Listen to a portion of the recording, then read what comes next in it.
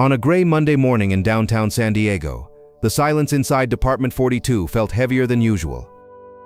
No one expected the man at the defense table to look so calm. Ethan Cole sat with one hand resting on a polished wooden chair, dressed in an expensive navy suit, his watch gleaming beneath the courtroom lights. To anyone walking in, he did not look like a man in trouble. He looked like a man in control. Successful, composed, untouchable. But seated just 20 feet away was a woman who knew exactly what that image was worth. Maya Cole did not look at him. She kept her eyes on the judge's bench, her hands folded tightly over a folder, thick with school invoices, medical bills, grocery receipts, and missed payment notices. Every page inside that folder told the story Ethan had spent 2 years trying to outrun. For 26 months, he had refused to pay child support, not because he could not, because he believed he did not have to. And that morning, in a California courtroom, the lie he had built his new life on was about to collapse in public. 2 years earlier, Ethan and Maya's divorce had ended, with what seemed like a clear order. They shared one daughter, Lily, who was 9 years old and smart enough to notice when adults smiled with their mouths, but not their eyes. Maya had primary custody. Ethan, a commercial real estate broker whose income fluctuated wildly but remained substantial, had been ordered to pay monthly child support. At first he did. Then he remarried. Then he moved into a larger home in La Jolla. Then came the luxury sport utility vehicle, the golf membership, the trips to Napa and Cabo, the photos online that looked effortless and expensive. And then, almost quietly, the payments stopped. The first missed month came with an excuse. Cash flow issue, he told Maya over the phone. A deal got delayed. The second month came with irritation. You know I still buy Lily things when I have her. The third month came with arrogance. I am not wiring you money so you can live off me forever. Maya tried to keep the peace at first. She picked up extra as a pediatric nurse. She cut back on everything that was not essential. She stopped replacing things for herself. Then she stopped replacing things for the apartment. Then she started making impossible choices in private, the kind no parent should have to make. 1 month it was Lily's dental treatment, or the electricity bill. Another month it was school supplies or the car payment. When Lily asked why they could not go on the class science trip, Maya smiled and said, "Maybe next time." What she did not say was that the court had already ordered Ethan to help carry those costs, and he had simply decided not to. Still, Ethan had a story for everyone. To friends, he said Maya was bitter and greedy. To his new wife, he said the support order was unfair. To his attorney, at least at first, he said he intended to sort it out later. Later became a strategy. He paid for dinners, vacations, luxury furniture, and private investments, but not for the child the court had ordered him to support. When notices arrived, he ignored them. When Maya's lawyer filed enforcement papers, he delayed. When the Department of Child Support Services became involved, he became creative. He shifted money between accounts. He claimed business losses.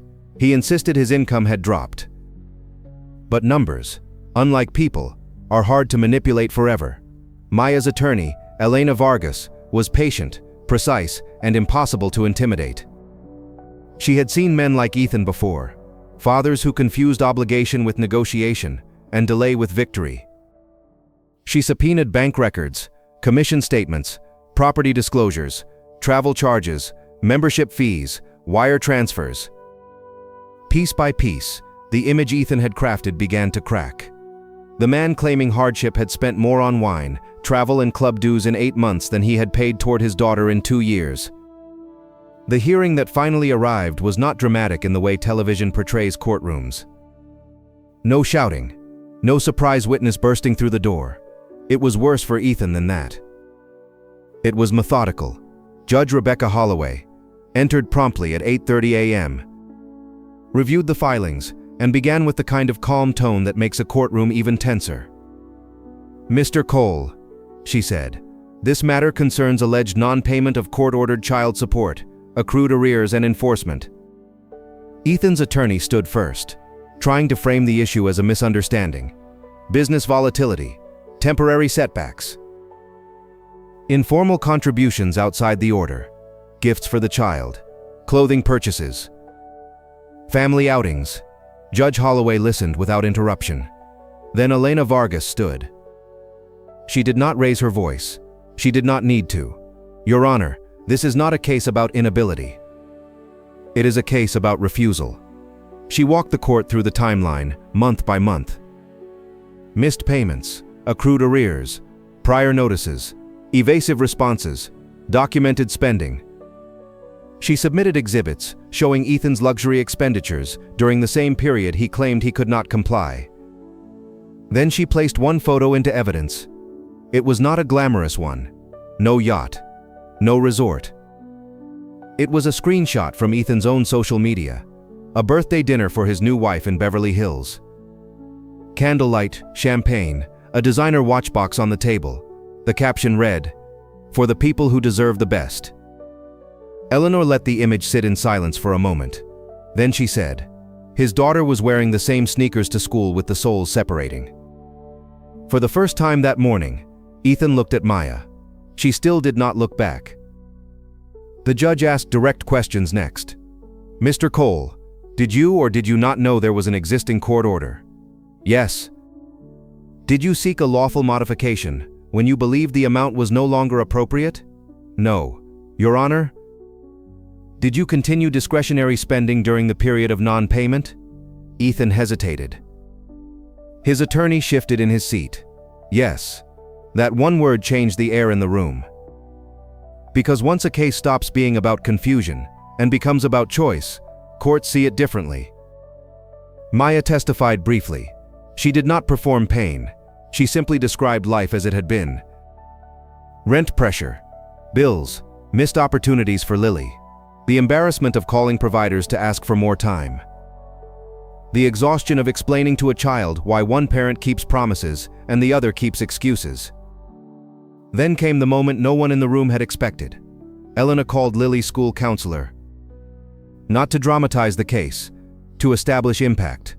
The counselor testified that Lily had become increasingly withdrawn over the prior year, especially after school events involving money or parent participation. She had expressed anxiety about being expensive. She had once asked whether children could be returned if they cost too much. The courtroom went still. Even Ethan's attorney lowered his eyes. That was the moment the case stopped being about numbers entirely. Judge Holloway recessed for 20 minutes before returning with her ruling. When she came back, her expression was unreadable. This court finds, she began, that Mr. Cole had knowledge of a valid support order, failed to comply with that order, failed to seek timely modification, and continued substantial personal discretionary spending during the period of non-payment. She reviewed the arrears amount, plus statutory interest. She authorized immediate income withholding. She upheld enforcement remedies and warned that further willful non-compliance could expose him to more severe sanctions, including contempt proceedings. Then she said the words Ethan clearly had never imagined hearing in court. Child support is not a tip. It is not optional. It is not dependent on mood, resentment, or convenience. It is a legal duty owed to the child. Ethan's face drained of color. The judge continued. When a parent refuses to pay despite having the ability, the law does not interpret that as financial difficulty. It interprets it as abandonment of responsibility. Maya closed her eyes for 1 second.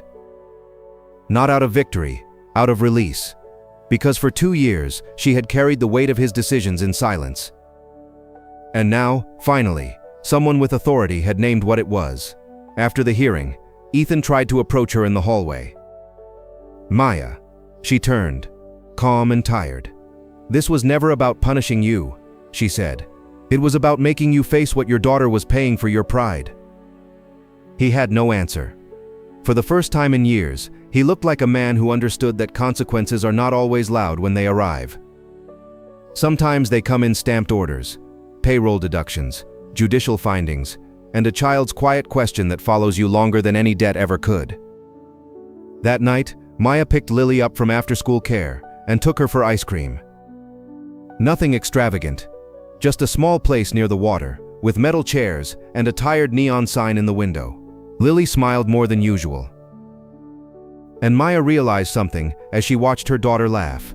Justice does not always repair what was broken. But sometimes it draws a line. Sometimes it tells the truth out loud. And sometimes, for one exhausted parent who refused to stop fighting, that is the beginning of peace. The real lesson in this case is simple. In California, child support is not treated as a personal favor between former partners. It is treated as a legal duty owed to the child. California Family Code Section 3900 states that both parents have an equal responsibility to support a minor child. And Family Code Section 4053 makes clear that a parent's first and principal obligation is to support that child according to the parent's circumstances, with the child's interests treated as the state's top priority. If a parent refuses to pay, enforcement does not simply disappear with time. Support judgments remain enforceable until paid in full, and courts can use tools such as income withholding and contempt-related enforcement. California courts also state that unpaid support accrues 10% annual interest. The legal and moral truth is the same. When a parent with the ability to help chooses ego over obligation, the child ends up carrying a burden the law was designed to prevent.